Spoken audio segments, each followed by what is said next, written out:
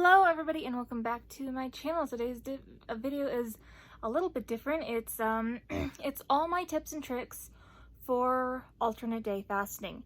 Everything that has helped me in my alternate day fasting journey. And stuff that might also help you that I might not have necessarily incorporated. So first off, let's start at the beginning of just doing the 36-hour fast in the beginning. Some people like to jump right in and do alternate day fasting. Other people work their way up. They do 16-8 intermittent fasting, then 18-6 intermittent fasting, then 24 intermittent fasting, then OMAD or or stuff like that. Like, they will work their way up to the 36-hour fast. You don't have to do this. You can if you want. My suggestion, if you're unsure which way to go, would be to jump right in and try alternate day fasting. And if it doesn't work for you and if it's too hard, see, well, okay, this is the point that got too hard. So say that was 18 hours in for you.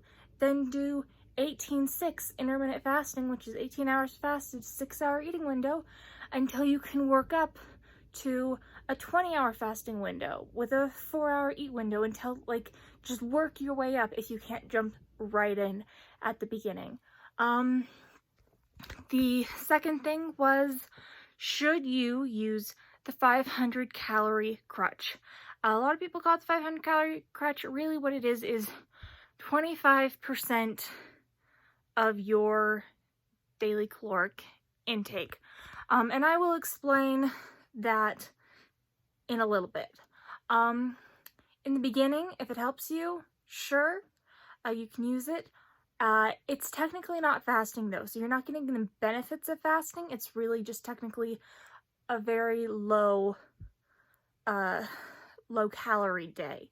That's really all it is. So you don't get the benefits of fasting. You can still lose weight with it. However, I personally find that if I try to do stuff like that, my ghrelin, your hunger hormone, my ghrelin spikes, and so it makes me more hungry, and it makes the rest of the day harder to get through for myself. If it helps you, great, use it. But yeah, I personally am not the biggest fan.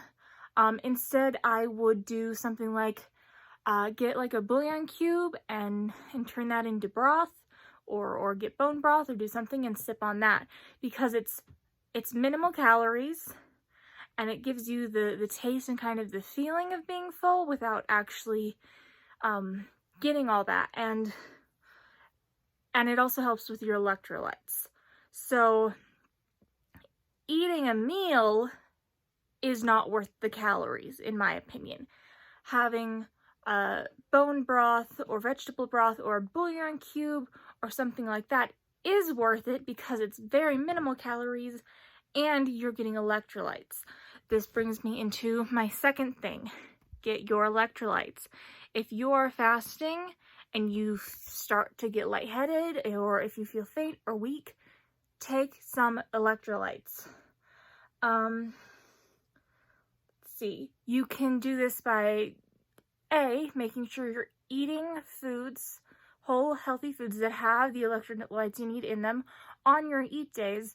You can also take a multivitamin on your eat days. The electrolytes you should be keeping up with are, let's see, I have them written down. Let's see. Sodium, magnesium, alright, potassium.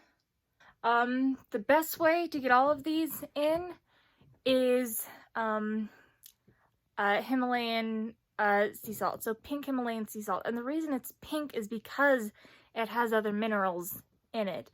So either sprinkle a little bit in your water, or like dip your pinky in it and have some, or just make sure you get your electrolytes in on your eat days.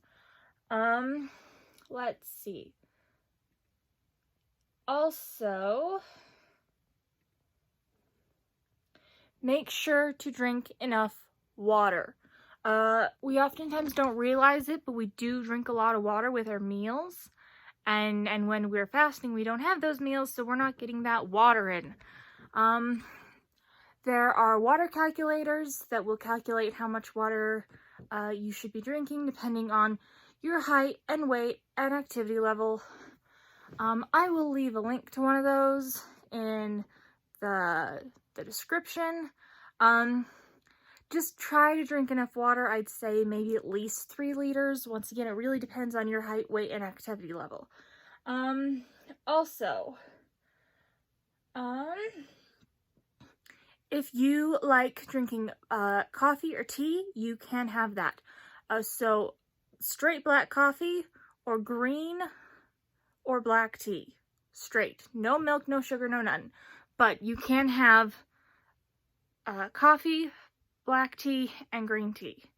So those can also help you. Let's see. Keep busy. You want to keep busy. When you're not thinking about the fact that you're fasting, you're not thinking about the fact that you're fasting. And so it's a lot easier. So so if you naturally like go to the kitchen and reach for food and whatnot, keep that on check.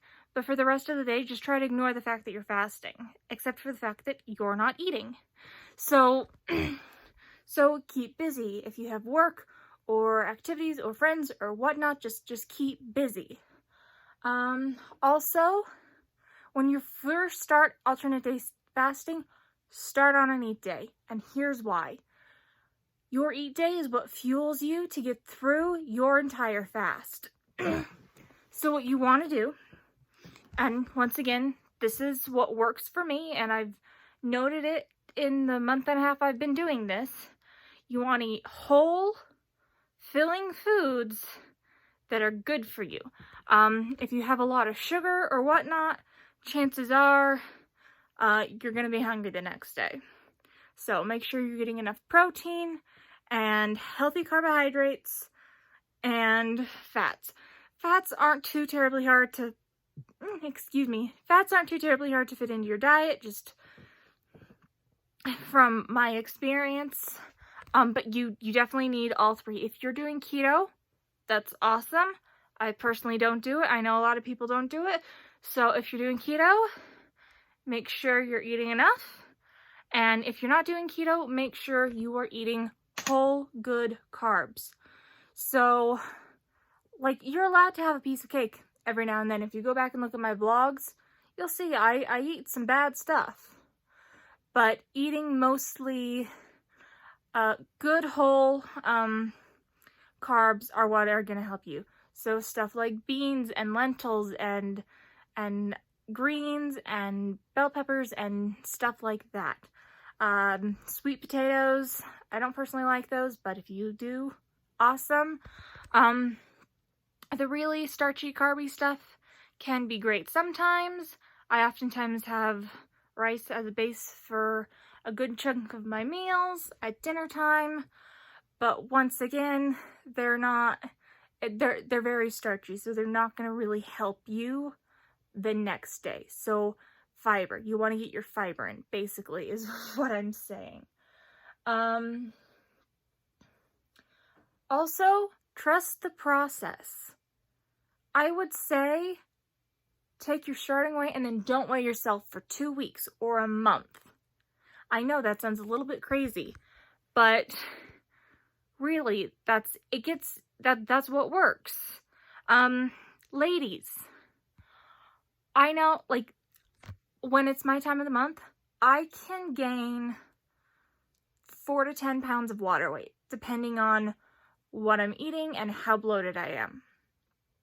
And it's not fat, but it can be really discouraging to step on that scale and see that number skyrocket.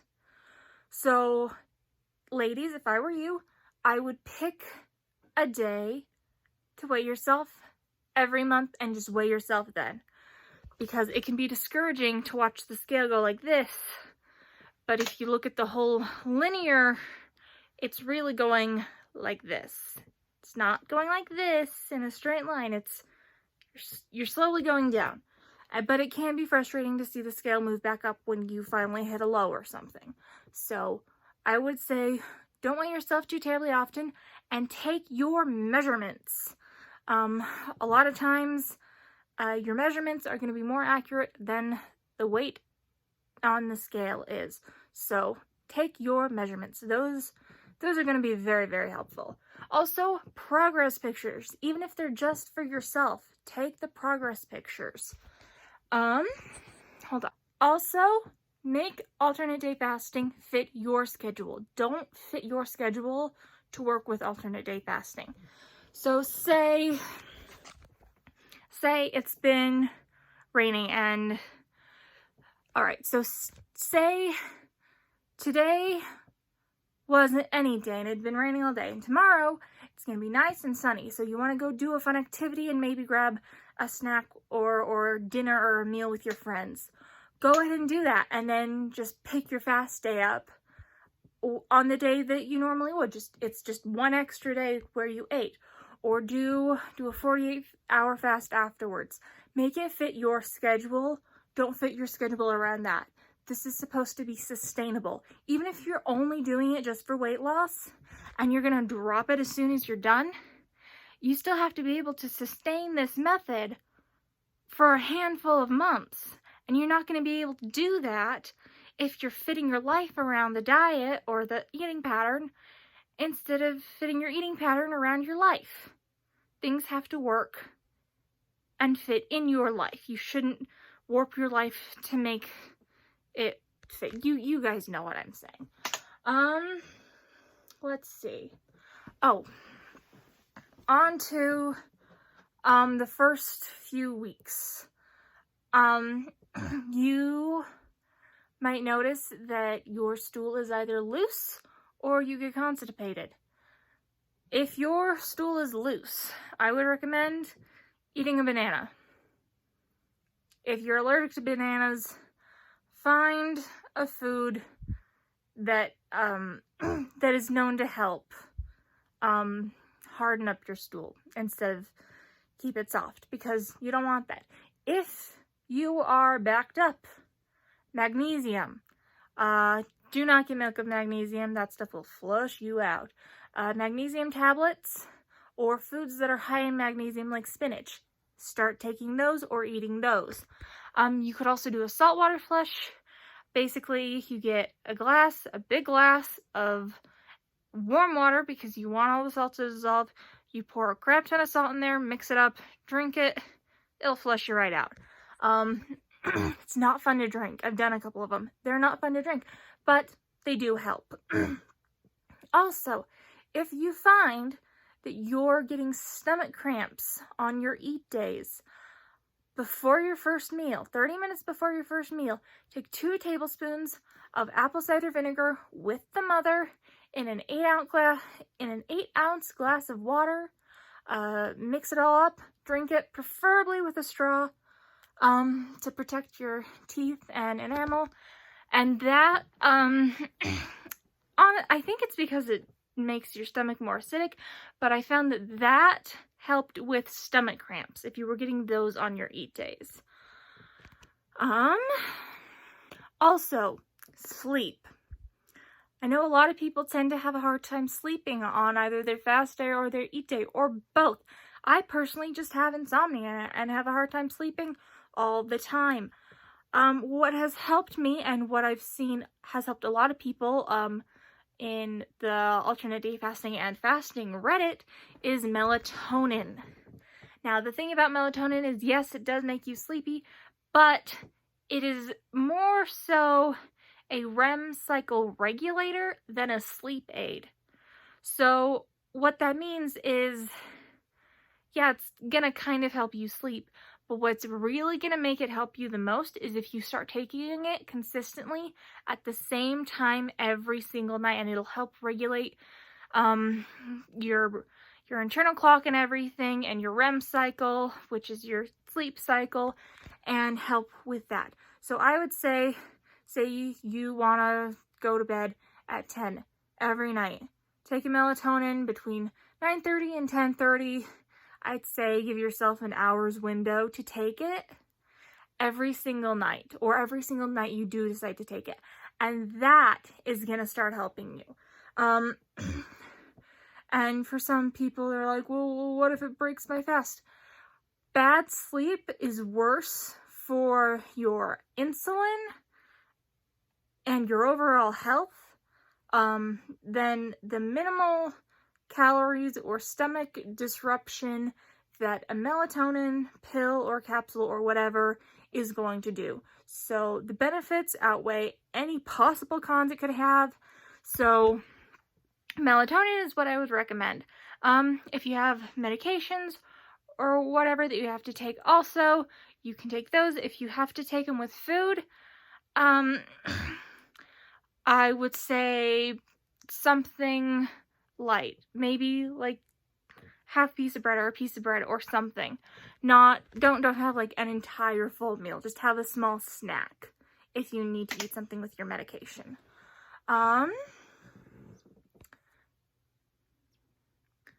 Also, don't be afraid to exercise on your fasting days. For the first week, you might want to avoid it, but your energy level should balance out.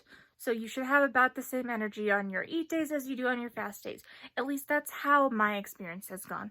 So if you do decide to go for like a really big hike and you expend more energy than you normally do, whether it be an eat day or a fast day, make sure you eat enough either the day before or the day after, because if you don't, you're going to be feeling it your next fast day. So just keep that in mind. Also, alcohol. I personally don't drink it. I'm not even old enough to drink it. But I would keep it to a minimum. Alcohol does have calories. I actually took a nutrition course, and in it I learned that alcohol has about 7 calories per gram. So, like, if you look at carbs, protein, and fat, carbs and protein both have 4 grams. Fat has 9. Alcohol has 7. So there's that. So keep the alcohol to a minimum. Maybe only have it on special occasions. Stuff like that. Oh, and speaking of calories, do you want to count calories on your eat days? Well, it depends. Counting calories can be really, really awesome and helpful for some people. For others, it puts them in a really bad and obsessive mindset. So, know yourself, check yourself, and if counting calories is something you can do healthily, whatever word I should be inserting there, if you can do counting calories in a healthy way with a healthy mindset, go ahead and do it. If you can't, don't worry about it. Just try to eat healthy foods. I personally just don't like counting calories because I find it, I do tend to get a little bit obsessive, but I also find it mentally exhausting. But every now and then I will go in and calculate a day's worth of eating and see where I'm at and say, okay, maybe I need to scale it back here, or, oh, I haven't been eating enough, I need to scale it up a little bit. So you can do any of these things, and the way I personally like to calculate calories for alternate day fasting is get your BMR, which is your basal metabolic rate. That is how many calories your body will burn if you just lay in bed in a coma all day. And then your TDEE, your total daily energy expenditure. That is how many calories your body supposedly burns in an entire day with all the activity you do. I will leave a good calculator that I like to use for calculating both those numbers down below. What you're going to want to do is get both those numbers and then aim to have your calorie count in between the two. There's no set number, just have them in between the two. That's how I personally like to count or calculate how many calories you should be eating on an eat day. I know there are other methods. I don't really know what those are. If you do a different method, comment down below. I would love to see what they are, and they might help someone else out. But yeah, that is how you calculate your calories for your EJs. And yeah, I think I've covered everything. I'm sorry if this video was a little bit of a jumbled mess. I tend to ramble and forget where I was going. Hopefully next time I organize my video better. But yeah, I hope this was helpful to any of you. And yeah, I will see you guys on Friday for my next video. Comment down below if you have any questions. I will see you guys on Friday. Bye!